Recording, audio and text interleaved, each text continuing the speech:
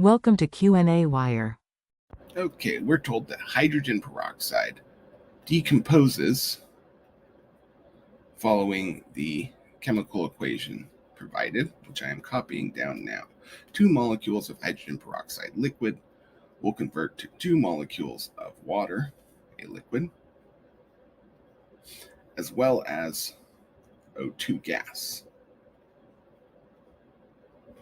And what we're asked to do is tell what volume in liters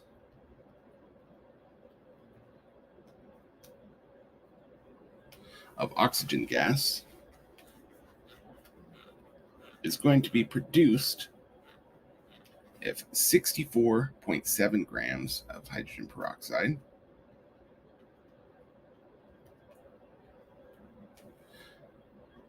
decomposes at standard temperature and pressure. And we're told that the molecular mass of H2O2, or hydrogen peroxide, is equal to 34.016 grams per mole. Okay, so what we need to then calculate is what is the number of moles of hydrogen peroxide that we began with, because that will tell us how many moles of O2 we generated, roughly. There is a conversion factor beyond that, but let's start at the beginning. How many moles of H2O2 do we have? Well, we simply divide by the molecular weight, or multiply by the inverse of the molecular weight, and say 1 mole H2O2 over 34.016 grams H2O2, and grams H2O2 will cancel with grams H2O2, and we'll be left with moles of H2O2. And so our numerical value is simply 64.7 divided by 34.016, or 1.90 moles. Okay, well, how many moles then do we have of O2? This is moles of H2O2. Well, it turns out that because for every 2 moles of hydrogen peroxide, we generate 1 mole of O2 gas, that the conversion factor is built as follows. We say 2 mole H2O2 equals 1 mole O2, right? So we can say that 1 mole O2 divided by 2 moles H2O2 is our conversion factor, right? We take the equation, we divide both sides by H2O2, or moles of H2O2. So now we can take our 1.90 moles of H2O2 and multiply that by our newly developed conversion factor, 1 mole O2 over 2 mole hydrogen peroxide. Moles, hydrogen peroxide cancels, leaving us with the unit of moles of O2. And numerically, we simply take 1.90 and divide it by 2 to get that the number of moles of O2 that we have is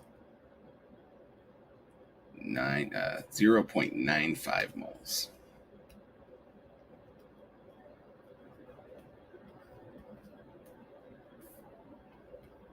Okay, well, we need to know how much volume this occupies at standard temperature and pressure, right?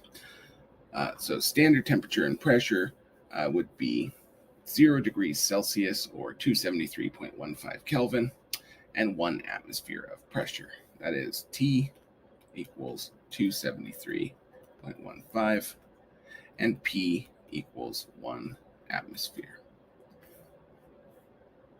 Is there some equation that we can use to calculate volume from this? Yes, right? We can say that N O2 equals 0.95 mole. Does this look familiar? N, T, P. We want to know V. Yes, if we introduce R, the gas constant, we have here the equation or the components necessary to utilize the ideal gas law. PV equals nRT. We know N, we know T, R is a constant, we know P, we simply need to find V. So let us solve the equation symbolically for V by dividing both sides of the equation by P to arrive at the equation V equals nRT over P. And we have indeed the volumes that the values that we need to plug in here. In our case, that will be 0.95 moles for N, right? R, we simply need units of, what are they asking for? Liters. Okay, so we need a version of the gas constant that will give us liters. In this case, that is 0.0821, and that's liters times atmospheres over moles Kelvin. Okay, let us continue.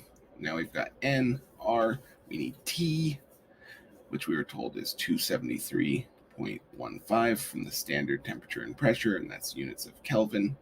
And finally, this whole thing is over P, the pressure, which we were told is 1 atmosphere. At this point, we have everything we need. Let's cancel the units that will cancel. Moles cancel with moles in the denominator there. Kelvin cancels with Kelvin. And then atmospheres cancels with atmospheres, leaving us with the unit we wanted all along, liters. Let's plug this in. We've got 0.95 times 0.0821 times 273.15 divided by 1 for a grand total of 21.3 liters.